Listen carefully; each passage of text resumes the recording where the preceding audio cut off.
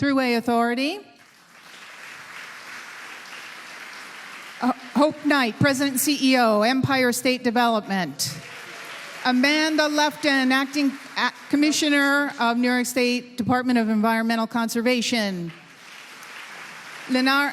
Guillermo Linares, President, New York State Higher Education Services Corporation. Danielle Martulesco III, Commissioner, New York State Department of Corrections and Community Supervision. Denise Miranda, Commissioner, New York State Division of Human Rights. Kelly Owens, Executive Director, New York State Office for the Prevention of Domestic Violence. Randy Simons, Commissioner Pro Tem, New York State Office of Parks, Recreation, and Historic Preservation. And finally. And last but not least, Dr. Anne Marie Sullivan, Commissioner of Office of Mental Health.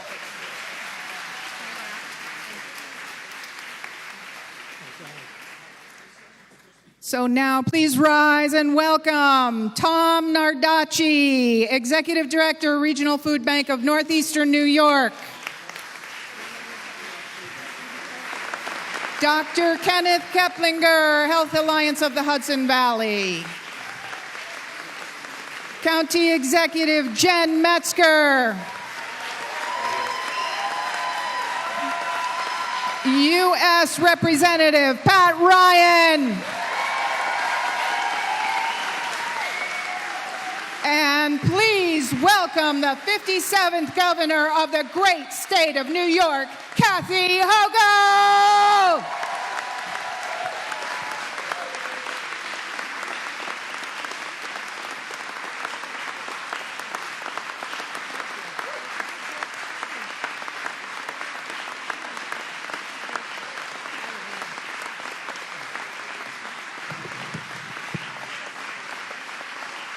Good morning, good morning. Well, here's a fired up crowd. Is this a crowd that likes to fight? Because we're in a hell of a fight right now, my friends. I feel the energy in this room. And first of all, I want to thank my dream team. You heard the commissioners announce.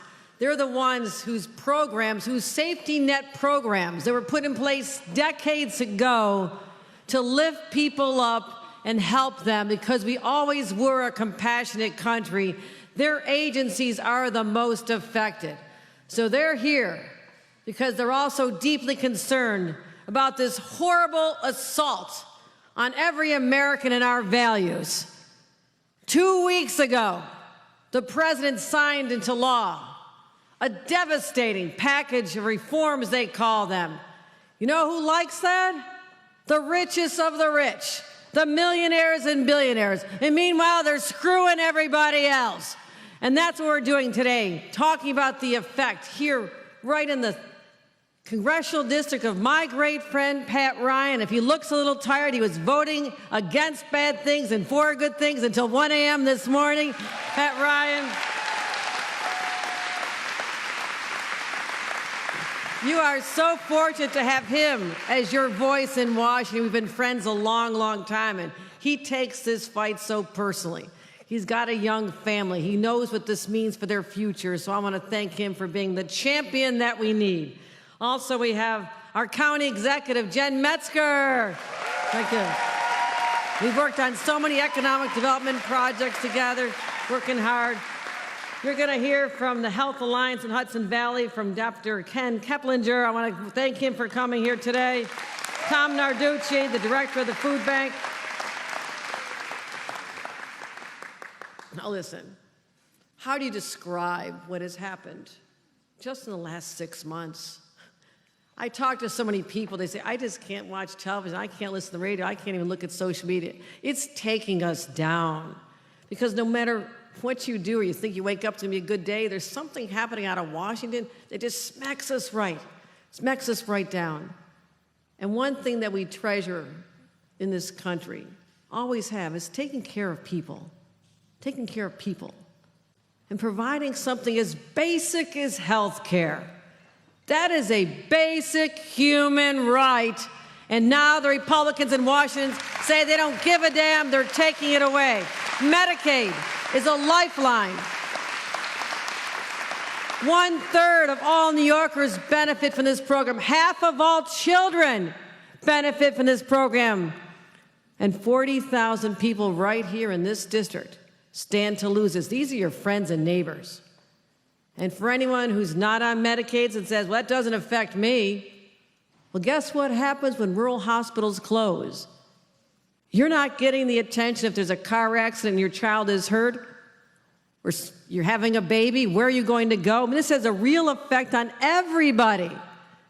It's going to have a cataclysmic effect on all of our health care provided across the state of New York. This is a concern to everyone, whether you're on Medicaid or not. Also, not only do they want to make Americans unhealthy, they want Americans to be hungry, apparently, because now they're eliminating programs, scaling them back dramatically. The SNAP program, because we always thought that no one should go hungry because they don't have enough money. I mean, you want to go back to hearing little kids' tummies growl in school? You want to go back to seniors back in the 1960s? Seniors lived in poverty. The highest rate of poverty was among our seniors until we had Medicaid, until we had Medicare. That's when we had an awakening that we have to take care of people. And now to unravel all that in just a few months' time, it is shocking. It is shocking. And I'm looking at that in contrast to what we're doing here in the great state of New York. We just passed an incredible budget. And I want to thank our great senator. You know who she is? Michelle Hinchy. Michelle Hinchy. Assemblyman Senator Jonathan Jacobson. Stand up, stand up. These were great partners of mine when we delivered a transformational budget that put families first. I said that when I had my State of the State address back in January. Families come first. That's my top priority. And it's easy for me to say that because I'm New York's first mom governor, and I became a grandma again this week.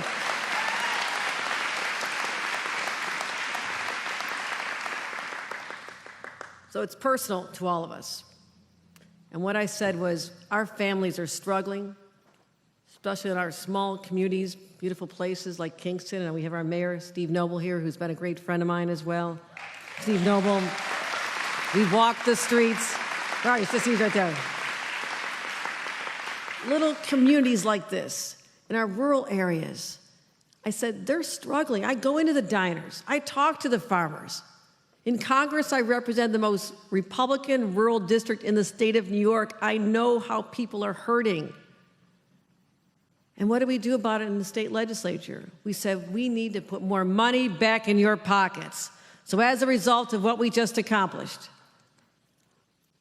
we have $1,000 for a child under the age of 4 for their parents to help lift them up, to buy that the diapers and formula and all the clothes that they keep outgrowing. I'm buying my grandbaby clothes, 0 to 3, 3 to 6, 6 to 9. They never stop growing. And you think about the kids who are school age going off, have to get the new backpacks and the sneakers in a few weeks. Guess what? Because of tariffs and the additional cost of everything, the Trump tariff tax, a pair of sneakers that once cost $55 will now be $72, 40% increase in a pair of sneakers. So I said we have to do something. $1,000 for families with children under the age of 4, $500 if you've got older children. A middle-class tax cut, the largest tax rate cut in 70 years, more money back in people's pockets. And I mentioned hungry kids. New York State will, for the first time ever, provide for free the cost of every child's lunch and breakfast in schools so no child goes hungry.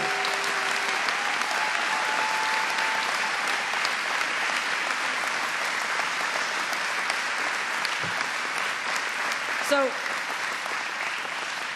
it all adds up to about $5,000 back in families' pockets. But on the other hand, we've got the tariffs taking money out. We have health care cuts. Who's going to cover the cost of people's health care? They're never going to get ahead. And that is so, so frustrating. People feel like no one's listening to them anymore. we are fighting for people here in the state of New York. You know that. And we're going to make sure they have the dignity of housing and health care and education. We fight those fights. But we've always had partners in Washington. Even under Republican presidents, they never took away the basic fundamental programs that help people stay out of poverty. And that's exactly what's happening now. And I'm sick and tired of it. I have talked to so many people who are living in this world of anxiety. What's going to happen to us? How are we going to get out of this? How do we fight back? And I will tell you this. There are 7 Republican members of Congress in this state who literally voted against the interests of their districts, the people who put them in office. Now, that's not a real good strategy for re-election, is it?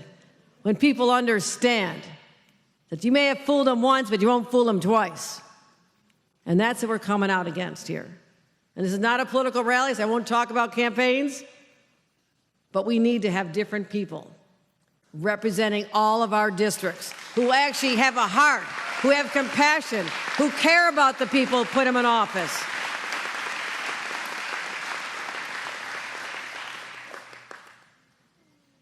So we've got a fight on our hands.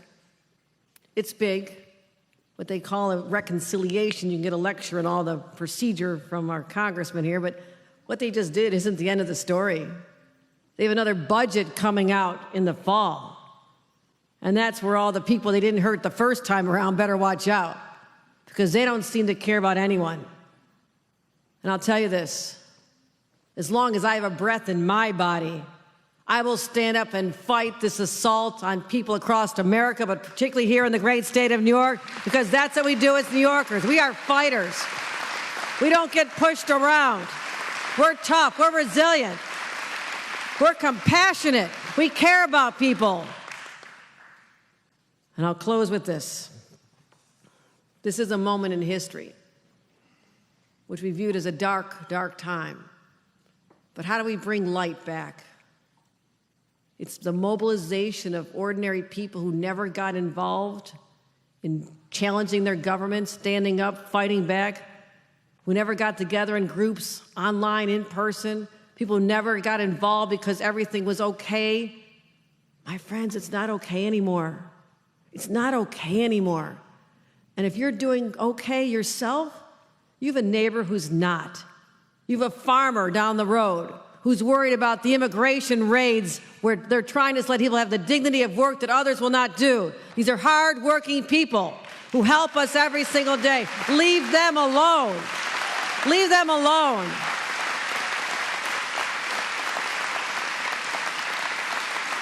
I mean, the stories are heartbreaking of what these ICE agents are doing, showing up literally 6 a.m. at a farm in Sackett's Harbor. Coincidentally, it's Tom Homan's hometown. He's the head of ICE, right? Or he manages all this. He's the ICE king, right? He's the one who says, wear the dark masks, scare the hell out of everybody, carry your guns, and you walk into a house with a third grader sleeping, take her and her brothers, her twin brothers in high school, take the mom, and put them in a detention center down in Texas. That happened in our state, my friends, and I am still pissed off about it. I will never get over the fear that that child must have had when she was woken by these agents. And where was Dad? Dad was already up at 6 a.m. milking the cows, because that's what hard-working farm workers do, and these are immigrants doing these jobs. And so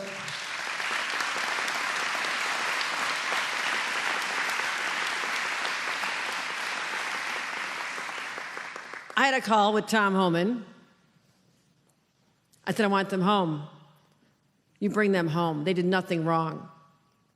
And after a Republican part of our state and a Republican farmer, literally it is called Old McDonald's Farm. It's been there for 5 generations where this happened. They all rallied with the school superintendent and the businesses, and the whole community came together, 1,000 people. I'm not sure they even have that population there. They stood up and said, no, this has gone too far. That's what I'm talking about. Ordinary people, unexpectedly thrust into this, who stand up and have the courage to say no. That's not who we are as Americans. That's not who we are as New Yorkers. So I believe that we have the power to harness the voices of people, whether the small businesses are hurt because the Canadians won't come here anymore. Go to the North Country. It's sad. I was just there. They're not coming to the businesses, the hotels. The conventions are being canceled. People are selling their houses, all because of painful words spoken by our president to destroy a relationship that goes back hundreds of years. So you've got the tourism industry affected, small downtown businesses, our farmers, healthcare, our hospitals under siege now, all the workers who will lose their jobs, an estimated 68,000 healthcare workers in New York alone will lose their jobs if these cuts continue, and families wondering why they can no longer use food stamps at the farmer's market. This is what we're fighting for. This is who we are. This is when we stand up. Let's show them who we are as New Yorkers and try to change the course of history and say we care about people. This is the great state of New York. Thank you, everyone, for being on the side of doing what's right, standing up, not taking this, fighting back.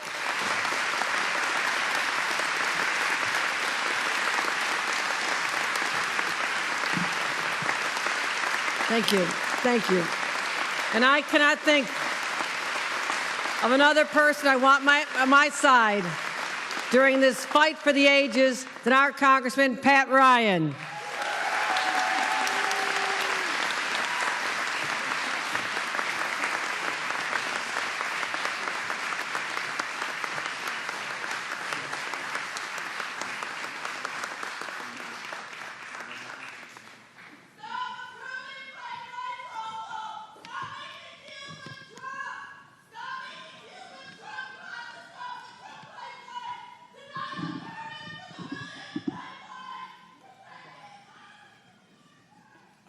Good morning. I'm certainly not making any deals with Donald Trump. I can tell you that much. And neither is the governor. The president knows not to mess with Kathy Hochul, and she has made that very, very clear, and we appreciate that, Governor.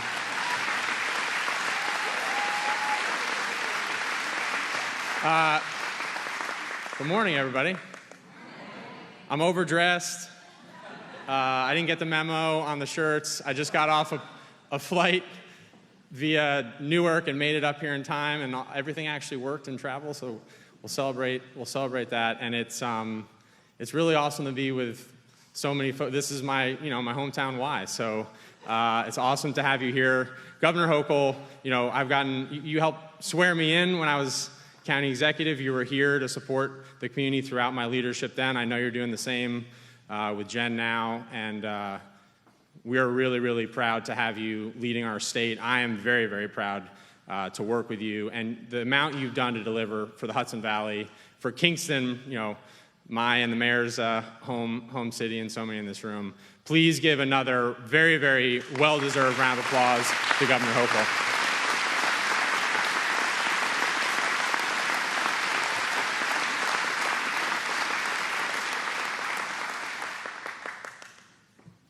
And see, the governor and the county executive did get the memo. They have like the same shirt on. I was so honored, and it was such a privilege to be county executive here in Ulster. And we did a lot of great things with the legislature. I see Peter here and so many others. But Jen Metzger has taken it to new heights. And so it's so awesome to see and to work with you now in this role. And I especially want to give a shout out to the Y, to Heidi.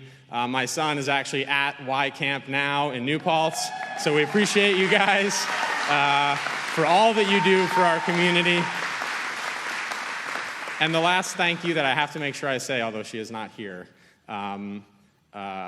today is my wife and I, Rebecca's 10-year wedding anniversary. So happy anniversary, Rebecca. I'm going to make it up later today. So as the governor said, we were voting unexpectedly late last night in the House. And again, it's been a series of heavy votes. I was supposed to be home. I had promised I was going to be home at bedtime, which I should know better than to do that. But my boys, Theo, who's about to be 6, and Cam, who's 3, I had a valid excuse.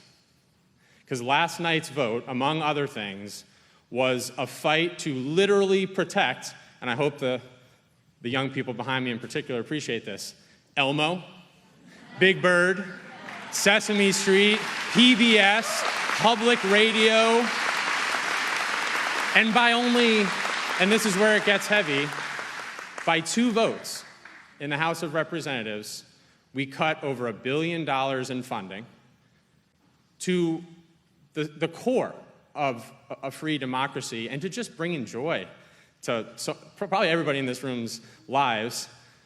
We can all remember Mr. Rogers making the case when they tried to cut this before, and I wish he had been here again to do it.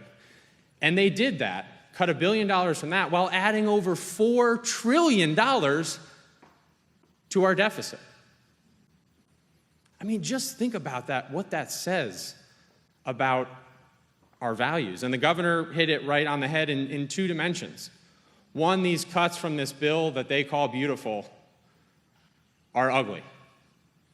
And I think our country, and especially this community, is a beautiful place, and these are ugly cuts and do not reflect the country that I love and this community that we're all a part of. And the other point you hit on, which I'm going to talk about as well, the people who enabled and voted for these cuts, they're spineless.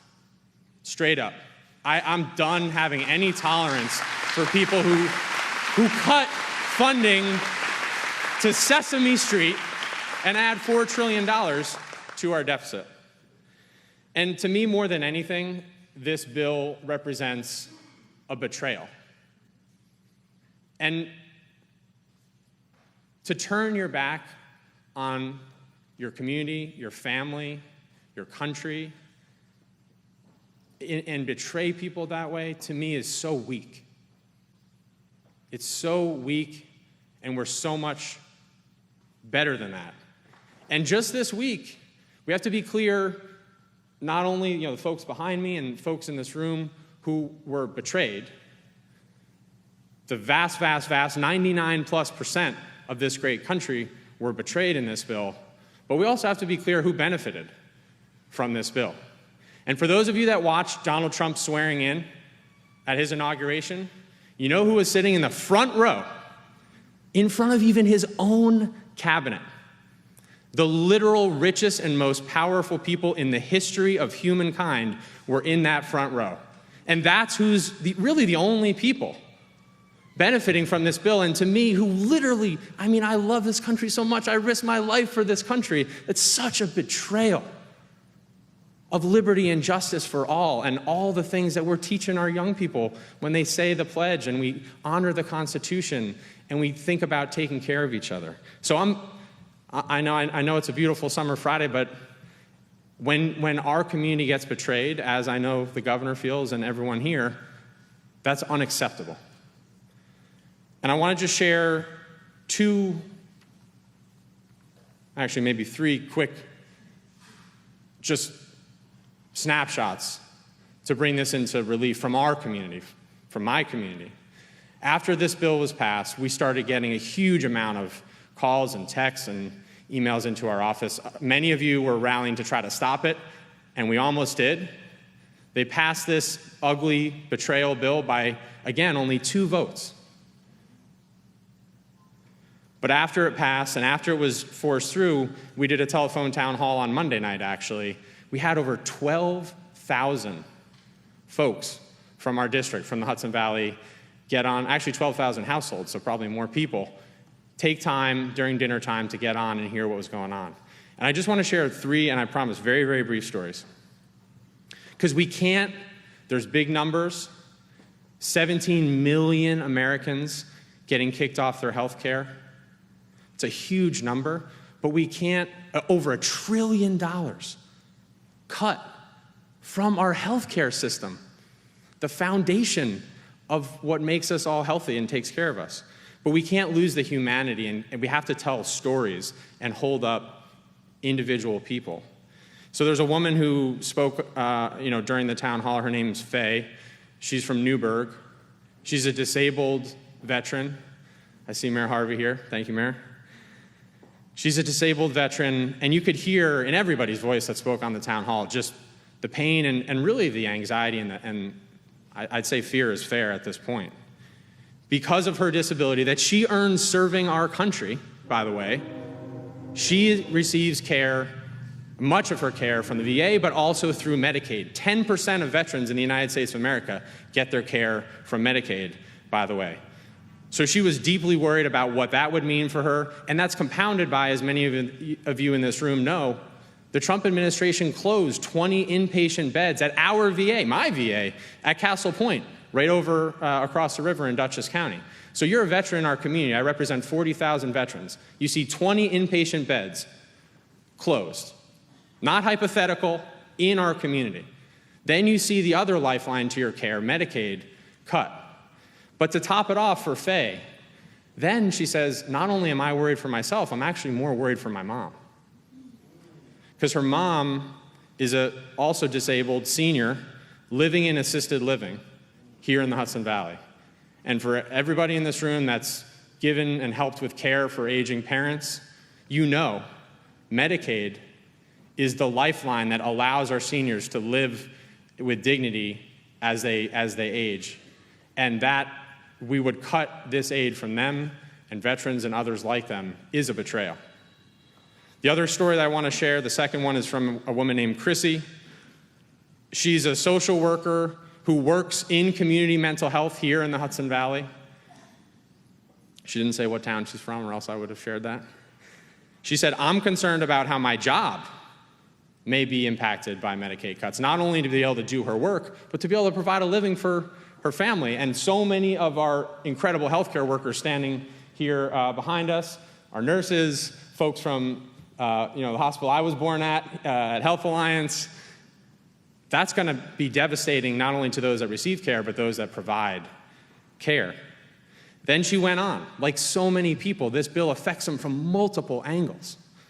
Not only her job, but she has a disabled daughter who relies on Medicaid to get the care that she needs. And she had just aged to the point of her adult life that much more of her care now is actually covered by Medicaid. So Chrissy's worried about her job and her daughter. And then finally, another woman spoke up named Lynn, who's a farmer in her early 60s from Millerton in northeast Dutchess County. And she brought up another important point about this bill. She said, I barely break even with my farm business, and it's getting much harder because of tariffs and supply chain issues, as the governor talked about. I'm now told that every 6 months, I'll have to prove that I qualify for Medicaid. Hardworking farmer who gets her care on Medicaid because she runs her own farm. How am I going to provide substantial proof that I'm working 80 hours a week when I don't pay myself a salary because I'm just working hard to keep my farm going? So another hardworking person who powers our economy, powers our community, having to justify and the loss of dignity that comes with that, again, is so un-American. So I know those are heavy stories, but we have, please, if you leave here, my request today is we have to tell these stories with humanity and not with partisanship or politics. This is just human. I mean, it's just human. And so now the second part of what I just want to talk about, which is accountability. As I said, if you're going to betray us and you're going to do us harm, we're going to call you out, and we're going to hold you accountable. And I know a lot of people in this room that know exactly how to do that.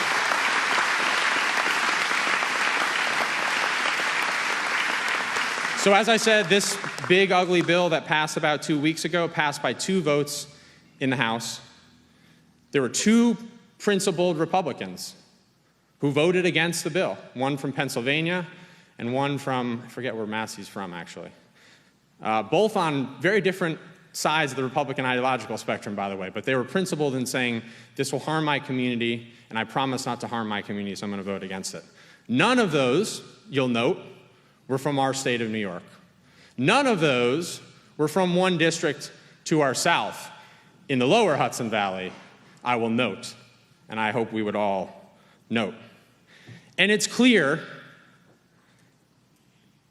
every Republican in the House and the Senate, they knew what they were voting for. They knew the impacts. The studies had been done, the numbers had been run, whether about trillions of dollars of cuts to health care, $4 trillion in addition to our national debt, which I think we can all agree we shouldn't be doing, or the implications of the tax code, where the richest 1% got $1 trillion in tax breaks, and everybody else got, at best, a little bit, at best.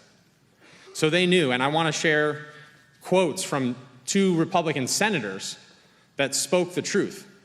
One of whom, because he's now about to retire, his name is Tom Tillis from North Carolina. He announced he was retiring, and then on the Senate floor said, the facts matter.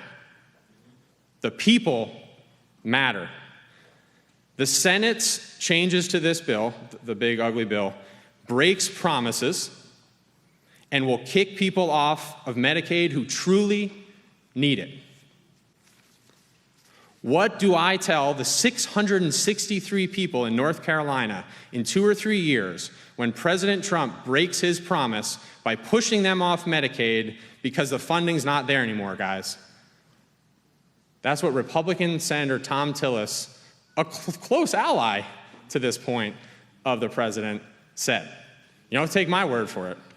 Susan Collins, senator from Maine, another principled, I wouldn't even say Republican, a principled American who voted against this bill in the Senate.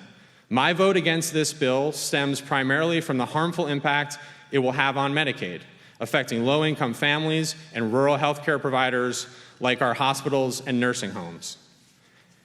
And finally, just to really make clear, and I promise this is the last bit, thank you for bearing with me. Josh Hawley, one of the most MAGA of the MAGA, if you will, this week, he voted for the bill to make the cuts, okay? Voted for the bill in the Senate to make the cuts. Then he introduced a new bill this week to roll back the Medicaid cuts. And he says, now is the time to prevent any future cuts to Medicaid from going into effect. Now, I'm pretty sure the time to prevent those was when you actually had the chance to vote to prevent them, and you didn't. And so, again, I think people that know me, I'm a pretty nice guy, but if you mess with my people, my community, my family, our community, our Hudson Valley, we will call you out, we will name you and shame you, and then we'll come for you.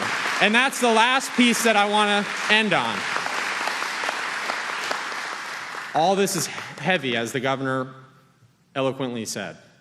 And I've had a lot of conversations with a lot of people in this room. They're like, man, just day after day, what can we do? And the governor shared such a powerful example from further upstate of that community rallying on our American principles. And I want to share a local story in closing. I think almost everybody in this room is actually probably part of this.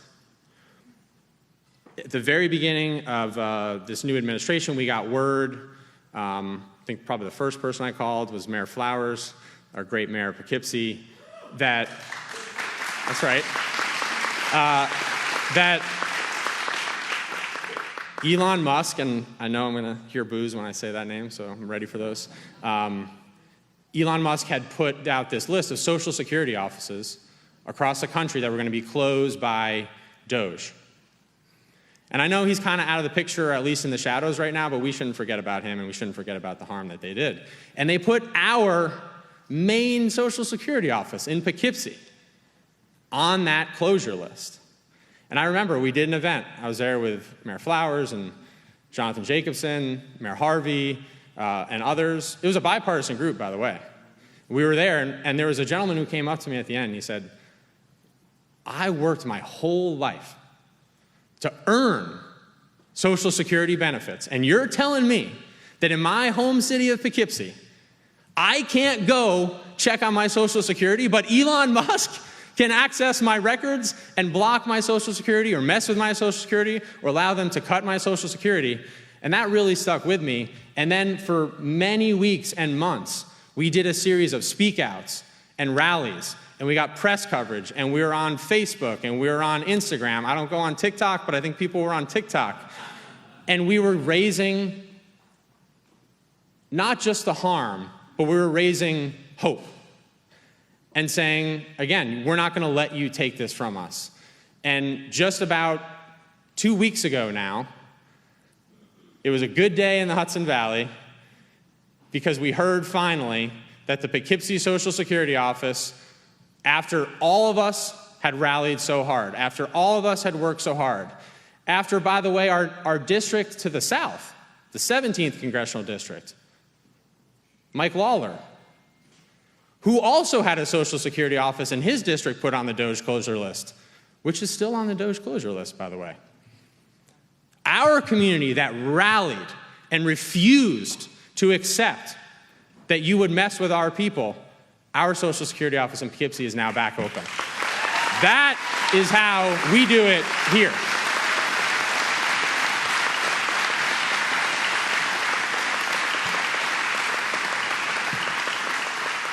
So I've now way overstayed my time, and I apologize. This is what happens when I sleep for 3 hours. I get a little punchy.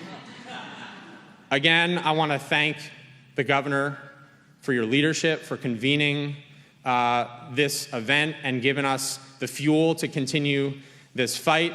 And now it is my great, great honor to welcome up my much more capable and phenomenal successor as county executive, Jen Metzger. Please give me a round.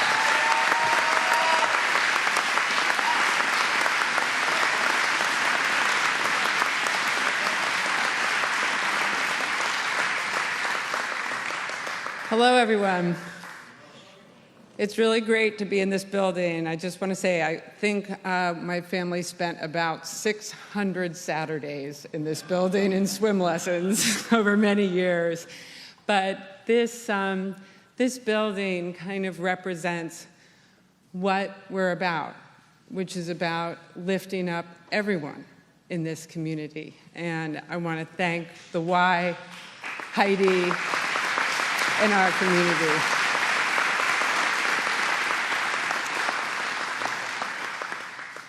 You've heard from our great governor and congressman about what the Trump budget will mean for our communities. I'm going to talk a little bit about the impacts specifically to Ulster County. But first, I just want to say that we are incredibly fortunate to have leaders like Governor Hochul and Congressman Ryan fighting for us at the federal and state levels.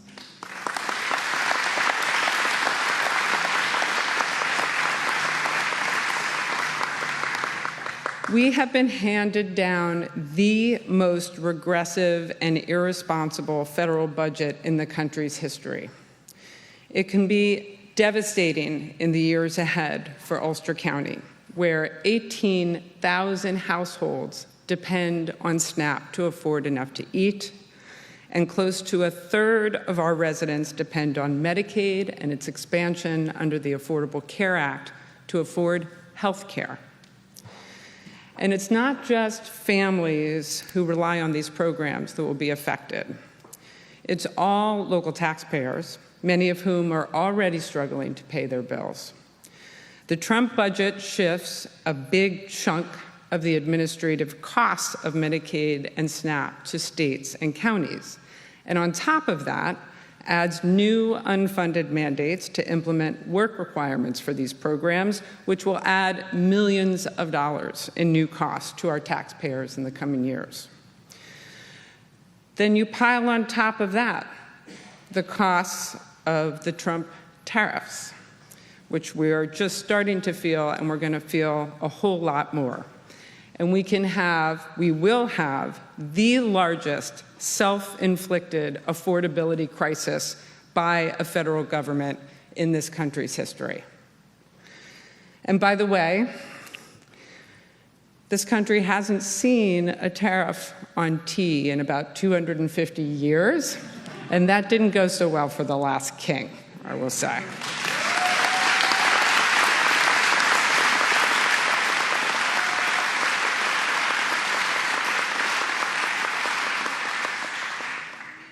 We are likely stuck with this Trump budget law for at least the remainder of this administration's term. But I firmly believe we can counter some of its most punishing impacts on families by working in partnership with our great governor, with our great state senator, Michelle Hinchy, our assembly members, Sarah Hanna-Shrestha and Jacobson. As the governor stated, we are a compassionate state. We are a compassionate people. We believe in common decency, which is entirely lacking in the Republicans in Congress. We have to use every power we have to protect our residents from what is inherently a selfish and cruel and destructive federal budget. So I hope you all will join with us in this fight, because certainly all of us as political leaders, as elected officials, will be up shouting, screaming, and fighting, and working on the solutions.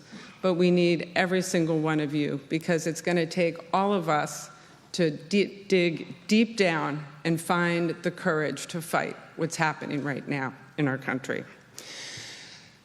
So thank you all for being here. And it is now my great pleasure to bring up Dr. Kenneth Keplinger, OBGYN at Health Alliance of Hudson Valley, to talk about, come on up, the impacts to our healthcare system.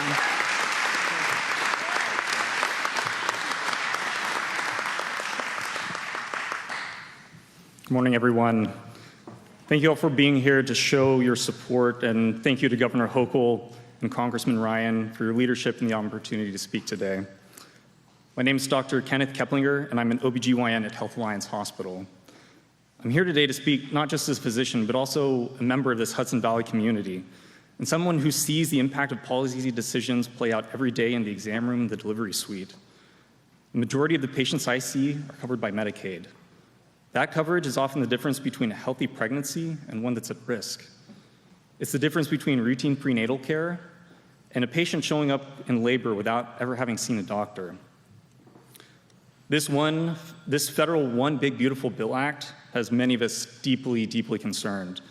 The proposed cuts to Medicaid support and broader changes to safety net funding would have real and lasting consequences for the patients and communities we serve. These aren't abstract numbers. These are our friends and neighbors. They're newborns. They're high-risk mothers who need early screenings, ultrasounds, labor support, and postpartum care. Without the proper insurance coverage, too many of these patients fall through the cracks. And it's not just OBGYN care. At our hospitals and across the Hudson Valley, we provide essential safety net services, behavioral health, primary and specialty care, addiction treatment, regardless of insurance status. That's our mission, but it's also a financial reality that depends on stable public funding. If coverage is reduced and federal support is scaled back, hospitals like ours will be forced to stretch already thin resources even further. And that can mean longer wait times, less access to preventive care, and more emergency visits for conditions that could have otherwise been managed much earlier. To protect the health of all Hudson Valley residents, we're here to sound the call for smart, stable healthcare policy, one that protects access, especially for our most vulnerable, and one that recognizes the vital role of hospitals like ours play in the broader healthcare system. I'm proud to be a part of this hospital. I'm proud of the care that we deliver, and I'm grateful to be working alongside state and federal leaders who care deeply about these issues. We know we can't face this alone. As these federal health changes take shape, It's going to take all of us, hospitals, communities, and government, working together to mitigate the impacts and protect access to health care here in the Hudson Valley, New York, and the rest of the country. With your continued partnership, I know we can navigate these challenges and keep doing what we do best, taking care of the people who need us most. Thank you.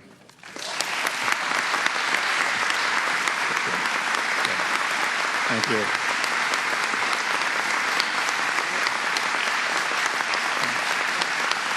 And with that, I'd next like to welcome to the stage Tom Nardacci, who's the Executive Director, Regional Food Bank in Northeastern New York.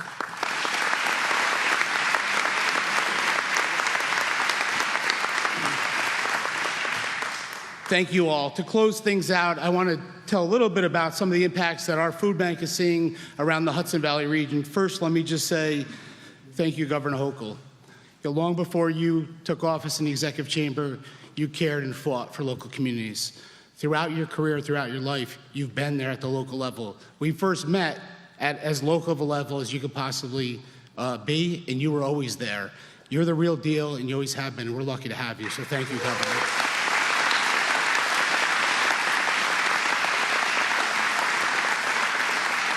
And Congressman Ryan, every time we call you, which is a lot, it's been a lot the last year, by the way, you personally pick up the phone. You're personally there for us.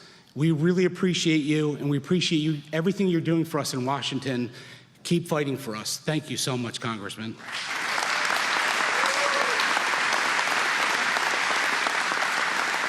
In the Hudson Valley region, from Ulster to Rockland, the Regional Food Bank works with 400 community partners.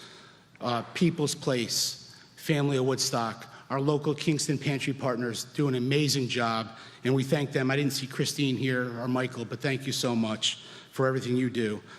In addition to senior sites, schools, after-school programs, the network that we supply food to is reflective of the entire emergency feeding system, and our commitment to ensure that every food insecure neighbor has access to nutritious food that they need to thrive. Each month, the food bank and our network of partners provides more than 2 million meals to 240,000 people. That's every month. So let that number sink in. We're helping to feed 240,000 people every single month.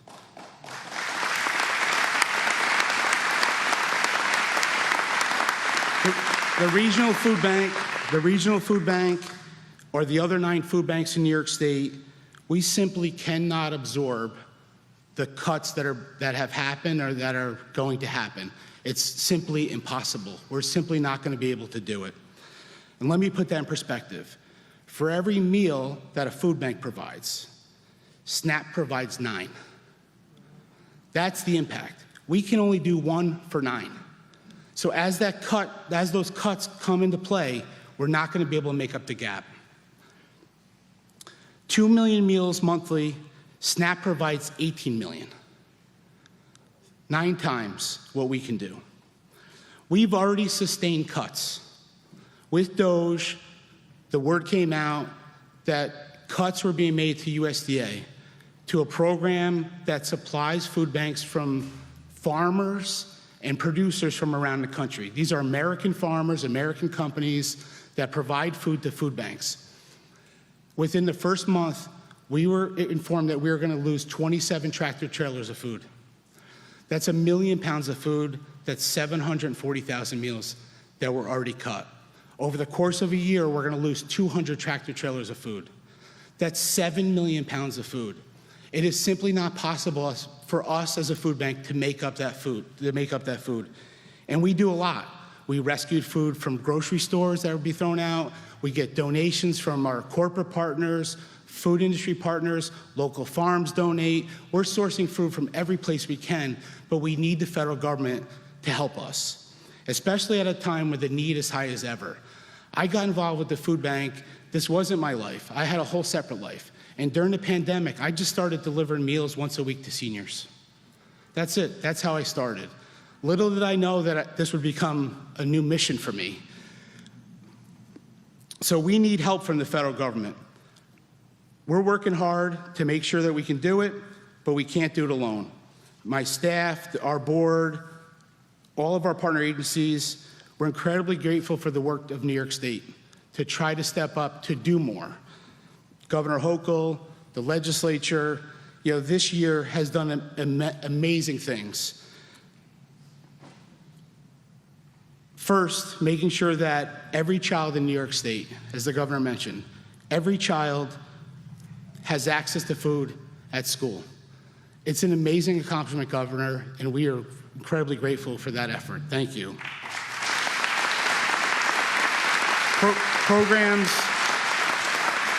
Programs like Nourish New York, the governor increased funding to Nourish New York, which is a program that allows food banks to buy from local farmers. We buy food from Hudson Valley farmers, and we distribute that food here locally. That's a New York State only program. And food banks across the country they're envious that New York State is such a great partner of ours, and they love that program. And every time I'm at a conference, there's 200 food banks around the country, everyone asks me about Nourish New York. They want to figure out how they get their state to do the same program. And also HIPNAP, the Hunger Prevention Nutrition Assistance Program. The governor's been a supporter of that program, which helps local food pantries. So the state is doing everything possible that the state can do. But just like food banks can't make up for these cuts, we understand the state can't do it either. That's why we're here. We're here because we understand that the federal government has to change course. I'll close quickly with a story. I mentioned People's Place.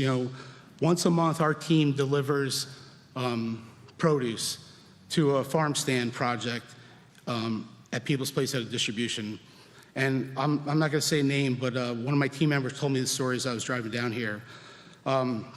Senior citizen pulling a small wheeled cart behind her to make sure she picks up her food, for the week. And it's not enough, for a month. It's enough for a few days, right? 3-4 days. And really what it is people are afraid. Congressman said it. There's real fear. Seniors are afraid. Every senior center I go to, every senior distribution center I go to, the seniors are so scared of what these cuts are going to do and how they're going to be able to eat, pay their electricity, decide, do I buy a pill or do I buy food? And so not just afraid of cuts to SNAP, but afraid for Medicaid cuts, Medicare cuts, and also the lingering question of, am I going to have Social Security? I worked my whole life. Will I have that? And that, to me, is what it's all about. We're here for that. We're here for the kids that are here.